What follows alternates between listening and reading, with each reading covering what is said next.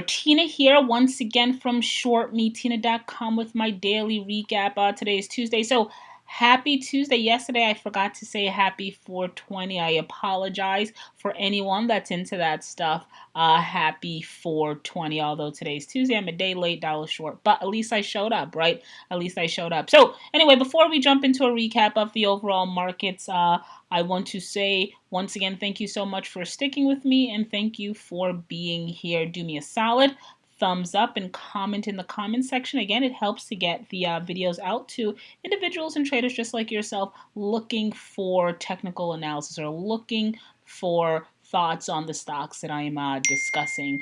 Anyway, so jumping really quickly, we're going to start it off with the IWM. We're going to skip the SPY today. We'll touch on that another day. But if you're curious as to my take on the S&P 500, ensure to watch the video that I did, I want to say yesterday or any day for the past year and a half, really. I generally talk about the SPY a lot. Anyway, so we're going to focus on the IWM today daily chart, but I want to focus in on price action, essentially shorter term for the last 4 weeks, right?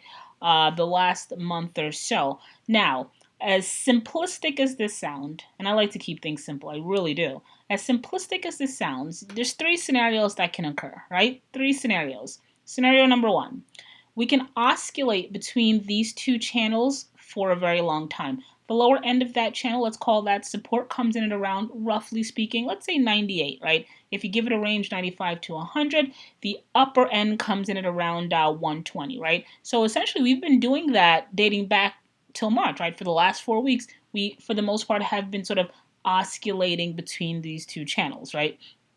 That's scenario number 1. We can do that for the next few weeks, and you can actually exploit that. You can trade that.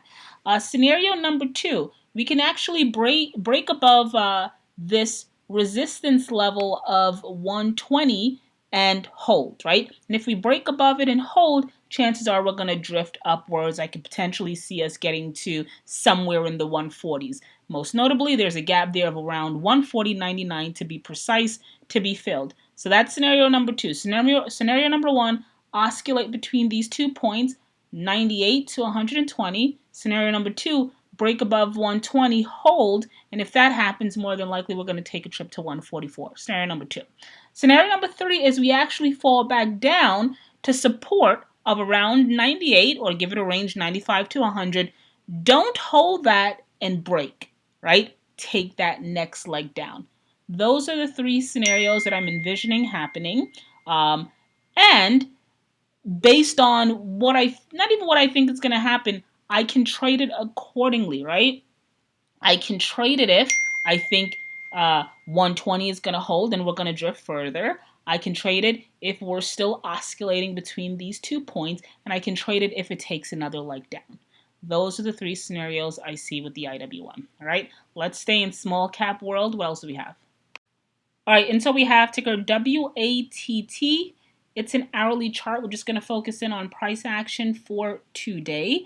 And that's because the stock essentially is up about 155% on the day. We closed at 267, 268. I'm seeing 267 here. I see 268 as a final print there. Anyway, nonetheless, up slightly in after hours, an additional 3%. I see a quote of 276, so we're somewhere around here. So anyway, stock, right, yesterday we closed at, what was the closing price yesterday?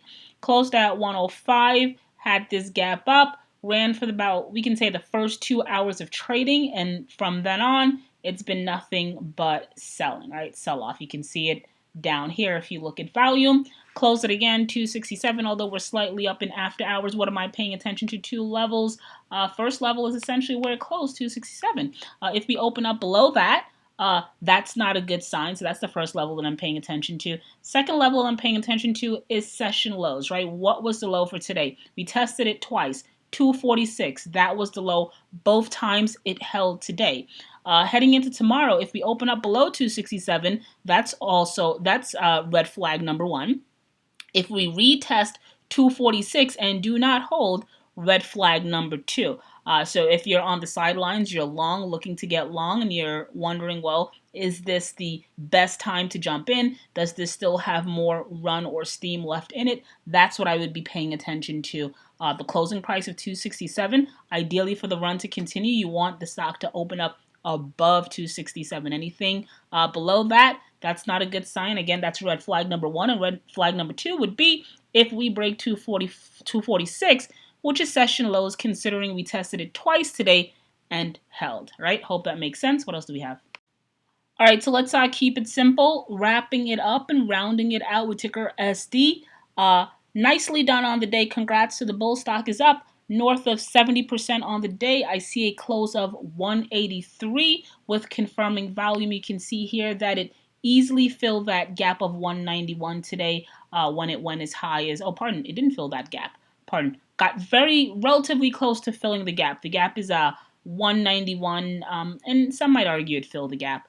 But today we went as high as 188.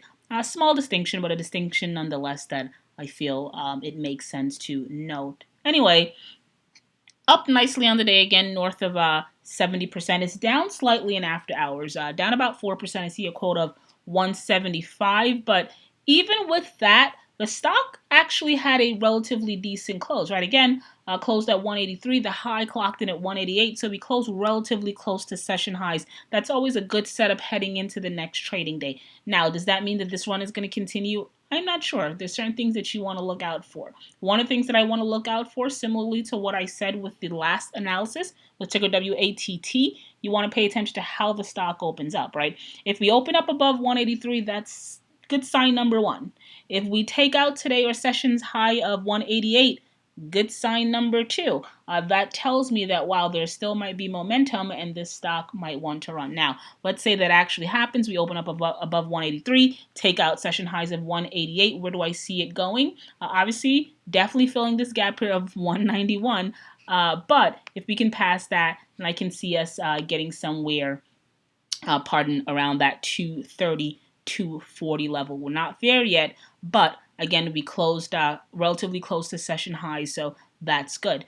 Do make note that the stock is actually down in after hours about 4%. Nothing huge, but it is actually down in after hours. If that actually continues into pre-market and session open, that's not a good sign. So if you're a bull on the sideline, you definitely are looking to get long. What you want is for the stock, in my opinion, to open up above and stay above 183. All right. Hope that makes sense. We're going to cap it there. And if it doesn't, make sure to let me know in the comment section. So that's it. Tina here once again from ShortMeTina.com.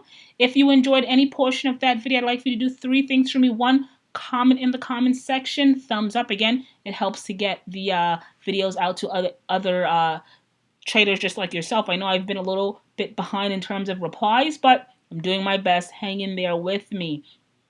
Second thing, I do videos every single day, so make sure that you're subscribed to our YouTube channel at ShortMeTina. We're once again on our way to 2,000. I'm not quite sure why it's taking that long, but we're going to get there, I'm pretty sure, within the next few weeks. Help me out.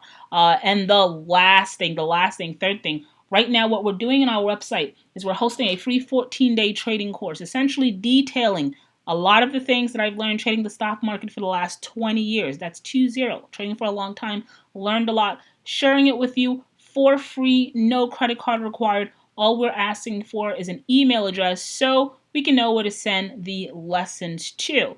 So if you have time on your hands and you're looking to learn and that's something that you're interested in, definitely head on over to our website, ShortMeTina.com, sign up, become a member. Thank you for listening, and as always, thank you for the support. Enjoy the rest of your Tuesday, and I'll talk to you back here again tomorrow.